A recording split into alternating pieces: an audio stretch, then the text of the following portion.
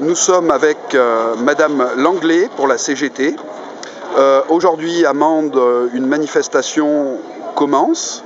Madame Langlais, pouvez-vous nous en dire un peu plus sur cette manifestation qui va commencer surtout pour les problèmes des personnels de santé?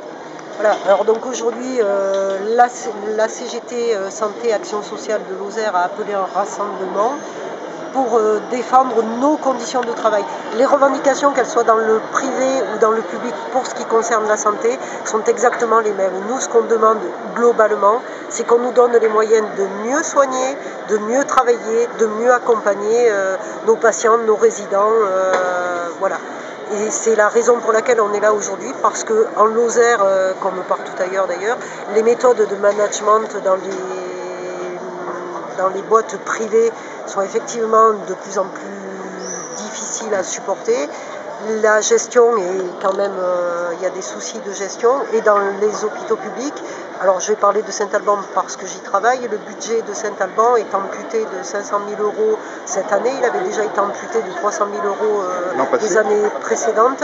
La CGT, en conseil technique d'établissement, avait voté contre le budget proposé parce que déjà les 300 000 € c'était des excédents dégagés et que nous, CGT, on pensait qu'il fallait les attribuer aux conditions de travail plutôt que les mettre de côté.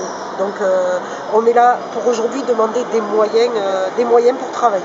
Vous devancez la journée nationale du 15 ? Voilà, c'est ce que je voulais dire aussi, c'est que le 15, il y a une journée nationale d'action dans la santé, que nous, pour se rendre sur Paris, c'est un petit peu compliqué.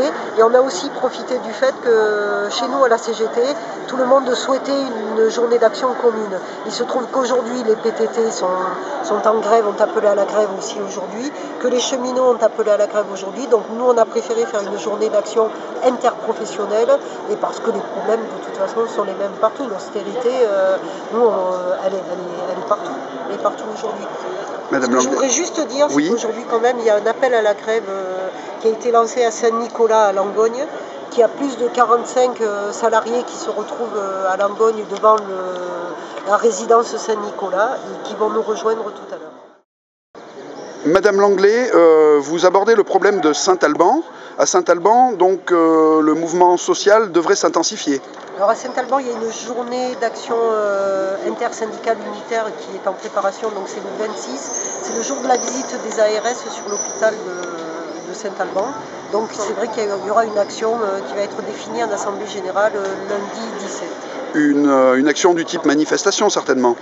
Rassemblement, on envisage plusieurs choses, donc c'est sûr que ce sera un rassemblement, c'est évident, mais les modalités vont être définies en assemblée générale du personnel lundi 17. Ce sera un rassemblement CGT ou intersyndical? Non, intersyndical, c'est à l'appel du syndicat FO, CFDT et CGT, c'est une journée intersyndicale. Merci. Merci. Nous sommes aussi avec Monsieur Julien. Monsieur Julien qui veut nous expliquer un problème un peu spécifique dans le domaine de la santé en Lozère, c'est celui de Marvejols.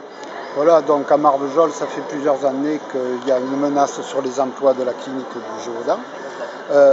En juin 2012, la CGT de l'hôpital de Marvejols a proposé l'intégration de la clinique dans l'hôpital public. L'ARS, la semaine dernière, a acté cette proposition. Bon, ça va dans le bon sens, même si nous aurions préféré à la CGT que l'hôpital de Marvejols reste autonome. Là, on va vers une intégration, enfin un groupement commun avec l'hôpital de Mende. Voilà, donc on va laisser venir un peu les choses, on va être vigilants et on espère que tous les emplois seront préservés. Monsieur Julien.